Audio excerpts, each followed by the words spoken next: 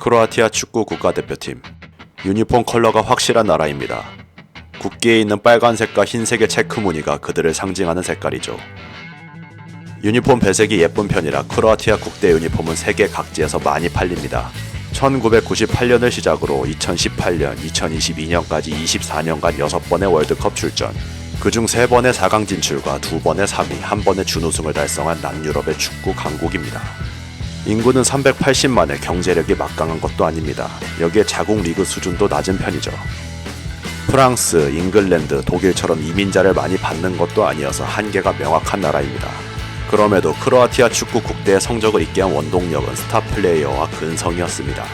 98 월드컵 득점한 수케르, 2000년대 스르나에 이어 현재 모드리치와 라키티치까지 상위 리그 에이스들이 국대에 있습니다. 그리고 2018년과 2022년 월드컵에선 5차례 연장 승부 끝에 모조리 승리하는 압도적 근성도 보여줍니다. 승부차기 전적 4전 전승으로 승부차기에선 단 한 번도 진 적이 없습니다. 탄탄한 수비 조직력과 키퍼의 미친 선방을 앞세워 악착같이 물고 들어지는 동유럽식 축구의 끝판왕이죠. 오로지 단일 민족이라는 구심점으로 조직력을 극대화시키고 피지컬과 체력을 적극 활용하는 근성의 팀. 현대 축구와 맞지 않은 스타일로 좋은 성적을 유지하는 거의 유일한 국가입니다.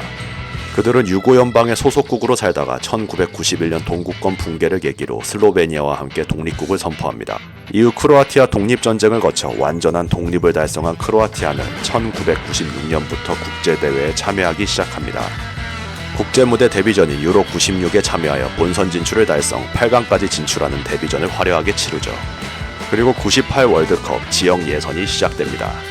유럽 지역 예선 1조에 속한 크로아티아는 덴마크에 이어 2위로 플레이오프 진출에 성공합니다. 그리고 플레이오프에서 만난 우크라이나를 합산 스코어 3대1로 제치고 월드컵 본선 진출을 이루어내죠.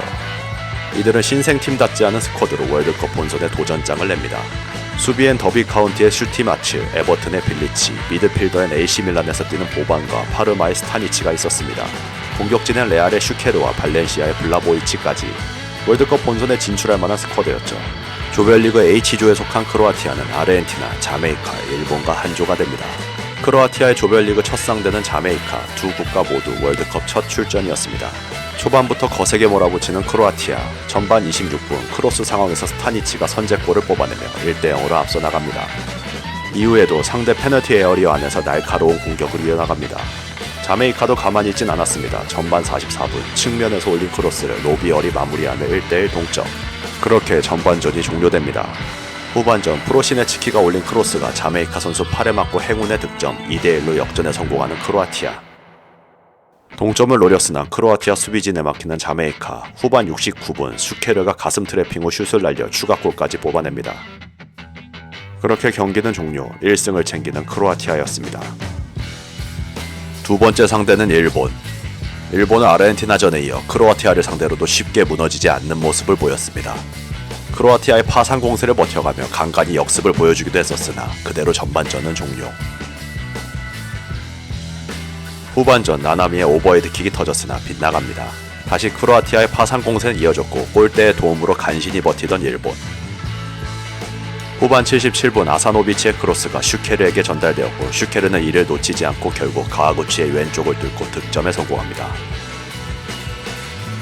그렇게 경기는 종료. 아르헨티나가 자메이카를 대파하며 크로아티아는 16강으로 진출했고 일본은 자메이카와 함께 조별리그 탈락이 결정됩니다.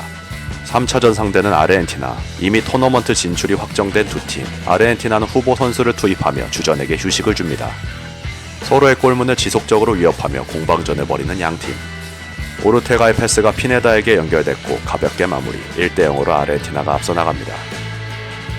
전후반 내내 화끈하고 격렬한 경기를 펼쳤으나 더 이상의 골은 나오지 않았고 그렇게 경기가 종료됩니다.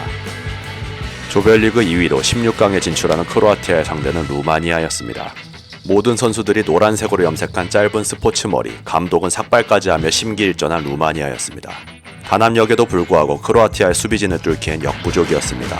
전반 막판 슈케르가 PK를 성공시키며 1대0이 되었고 후반을 득점 없이 종료, 크로아티아가 8강으로 가게 되죠. 신생팀의 반란은 어디까지 이어질 것인가. 8강전 상대는 독일이었습니다. 모두가 독일의 승리를 예상했습니다. 1990년 월드컵 우승, 유로 96을 제패한 독일이었기 때문이었죠. 독일 감독 베르디 포크츠는 크로아티아쯤이야 코딱지만한 나라다 라며 비웃었습니다. 승패가 보이는 경기가 시작됩니다. 초반부터 강하게 몰아붙이는 독일, 시종일관 계속되는 독일의 공격을 파울로 끊어내는 크로아티아였습니다. 그러나 계속되는 세트피스 찬스를 독일은 살려내지 못합니다. 경기는 점점 격해지고 그러던 후반 39분 변수가 발생합니다. 독일의 베른스가 거친 태클 및 차징으로 퇴장당한 것이죠. 수적 우세를 점한 크로아티아, 전반 추가 시간 야르니의 중거리슛 선제골로 후반을 기분 좋게 시작합니다. 누구도 예상하지 못한 엄청난 이변이 시작되려고 하고 있었죠. 독일은 후반 52분 비어호프가 결정적인 슛을 날렸으나 라디치의 미친 선방에 막히고 맙니다. 크로아티아는 수적 우세를 이용해 위력적인 공격을 보여줍니다. 계속해서 독일의 골문을 두드리는 크로아티아였습니다. 점점 지쳐가던 독일은 역전의 의지를 잃어갑니다. 그러던 후반 80분 블라호비치가 추가골을 넣으며 2대0이 됩니다. 우왕좌왕하는 독일 수비진은 슈케르에게 농락당하며 또다시 실점, 스코어 3대0이 됩니다. 사실상의 게임 오버였죠. 유럽 챔피언 독일이 신생팀 크로아티아의 처참히 무너지는 순간이었습니다. 독일 감독 베르디 포크츠는 이 대패에 엄청난 충격을 받았고 1998년 9월 감독직에서 물러나게 됩니다. 이 경기는 독일 통일 후 독일이 월드컵에서 가장 큰 점수차로 패배한 경기로 남아있습니다. 크로아티아의 4강 상대는 프랑스. 경기 초반은 소득 없는 공방전이 이어집니다. 골은 후반전부터 터지죠. 로빙 패스를 받은 슈케르가 튀랑의 옵사이드 트랩 실수를 틈타 침투하며 1대1 찬스, 가볍게 밀어넣으며 선제골을 뽑아내는 크로아티아였습니다. 그러나 튀랑은 1분 만에 자신의 실수를 만회합니다. 튀랑이 상대 수비공을 인터셉트하여 조르카에프에게 연결, 2대1 패스로 볼을 받은 튀랑이 마무리하며 1대1 동점. 이때부터 주도권은 홈팀 프랑스로 완벽하게 넘어가게 되죠. 역전골을 넣기 위해 계속해서 공격하는 프랑스. 또다시 크로아티아 볼을 인터셉트한 튀랑은 그대로 슛을 날려 반대편 포스트 쪽으로 집어넣습니다. 적극적인 공격 가담으로 두 골을 뽑아낸 튀랑의 원맨쇼였습니다. 이후 프랑스는 로랑블랑이 퇴장당하며 크로아티아의 기회가 오는가 했으나 프랑스의 수비진은 단단했습니다. 크로아티아가 파상 공세를 이어갔으나 동점골을 넣지 못했고 그대로 경기는 종료됩니다. 신생팀 크로아티아의 돌풍은 4강에서 멈추게 되죠. 그리고 시작된 네덜란드와의 3, 4위전 마지막 경기, 포로시네츠키, 슈케르의 골로 2대1 승리를 거두며 첫 월드컵을 3위로 마무리하는 크로아티아였습니다. 애국심과 근성으로 뭉친 이 팀은 독립 3년 만에 월드컵에서 엄청난 성과를 만들어냅니다. 슈케르는 월드컵 득점왕을 차지하죠. 이후 2002년, 2006년, 2010년, 2014년까지의 월드컵을 조별리그에 만족해야 했던 크로아티아, 그리고 시작되는 2018 러시아 월드컵. 크로아티아의 황금 세대가 또다시 비상을 시작하고 있었습니다.